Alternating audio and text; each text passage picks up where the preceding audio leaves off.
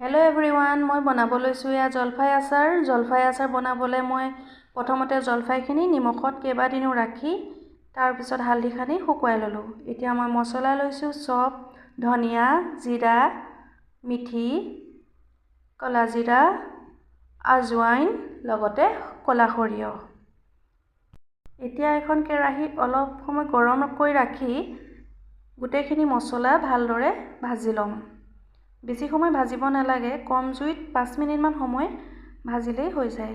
লগতে মই দিছোঁ এয়া শুকান জলকীয়া, যিহেতু মই জলফাই জ্বলা আচাৰ বনাম সেইকাৰণে জলকীয়াকেইটা দি দিছোঁ। এয়া দেখিছেই মছলা ভজা হৈ গৈছে, মছলাৰ পৰা ধুনীয়া গোন্ধ ওলাইছে। এতিয়া এই মছলাখিনি মই এখন প্লেটত ঠাণ্ডা হ'বৰ কাৰণে বাকি ৰাখিছোঁ। অলপমান মেলি দিছোঁ যাতে মছলাখিনি সোনকালে ঠাণ্ডা হয়। এয়া মছলাখিনি ঠাণ্ডা হোৱাৰ পিছত মই গ্ৰাইণ্ড কৰি আনিলোঁ। দেখিছে একেবাৰে মিহি কৰা নাই এইখিনি মছলা।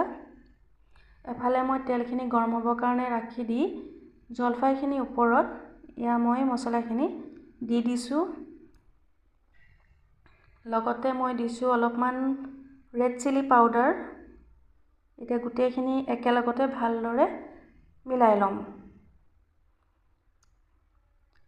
তেলখিনি ঠাণ্ডা হোৱাত জলফাইখিনিৰ ওপৰত এনেদৰে বাকি দিছোঁ।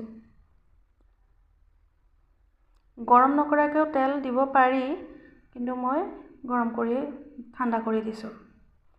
ইয়াত দেখিছে ভালদৰে মিলাই দিছোঁ, গোটেইখিনি যাতে ভালদৰে মিলি যায়। এনেকৈ বনালে নিমখত দি যদি বনোৱা হয় তেতিয়াহ'লে ভিনেগাৰ দিয়াৰ প্ৰয়োজনেই নহয়। এয়া মোৰ আচাৰ ৰেডি।